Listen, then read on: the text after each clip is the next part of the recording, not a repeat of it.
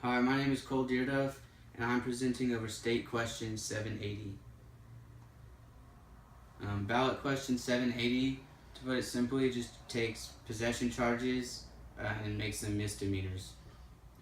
So, and when you get pulled over or something, you have marijuana in your car, instead of getting a possession charge, it's just a misdemeanor. It's like a speeding ticket. You just show up to court, pay your fine. I voted yes on this because currently I think the punishments are way too harsh and extreme. It's a waste of money. Our taxpayers have to pay for these people to sit in jail for 1, 2, maybe even a year. And it's just a big waste of money. And I think the war on drugs is a big waste of time and efforts. Currently, the sentencing in Oklahoma, so your first offense could lead up to a year in jail, but it's just a possession charge, and you'll most likely spend 1 night in jail, pay your bail, and then you'll be put on probation. Your second offense, though, is an automatic felony, chance of 2 to 10 years in jail. And again, I think that's a huge mistake by the government, big waste of time, money, and efforts, and it makes our taxpayers pay for it more than the person sitting in jail. This is just a small chart. It's from 2010.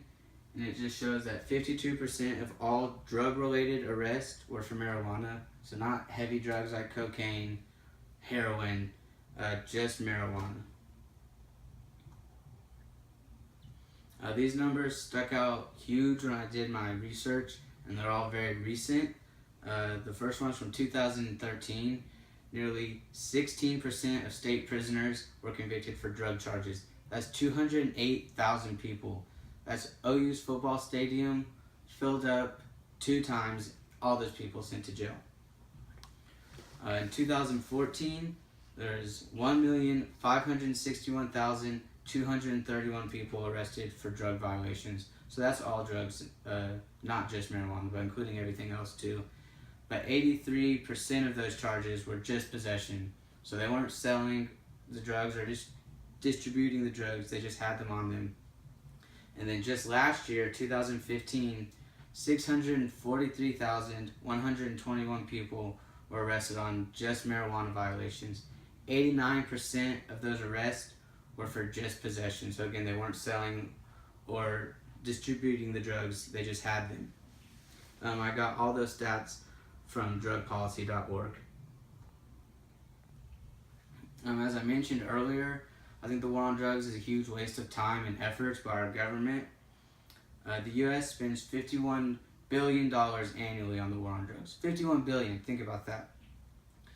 So in comparison, we could provide enough clean water for the entire world for just $10 billion. $10 billion, so that leaves you with $41 billion left over. Think about all the extra stuff we could do with that. Infrastructure, you can build new roads in the cities, new highways, new schools, rehabilitation centers. I mean, there's so much more we could do with that money than just the war on drugs. And this is a small video. It'll just back up some of the things that I've been saying. It'll give you a nice little graph.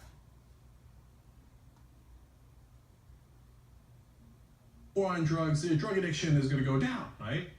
Okay, so there's addiction right there. So that's the addiction line. Over 40 years. Wow, it looks like it doesn't change much. And then there's that line. And this is the controlled spending by the U.S. government. Yes. It goes. Look how much it goes up every year. $1.5 trillion. Does it look like it's helped?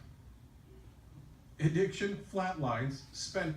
So in that graph, you can see from 1970 to 2010, the addiction rate, it wobbled a little bit, but pretty much consistent.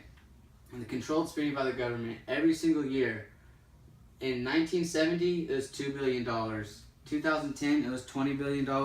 It's added up to $1.5 trillion over the years. So in conclusion, I voted yes on question 780 because I believe in freedom of choice.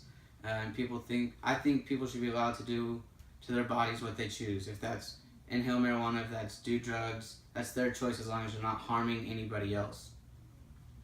And moreover, I think there are too many people in jail losing life experience and opportunities for something as small as a drug possession charge.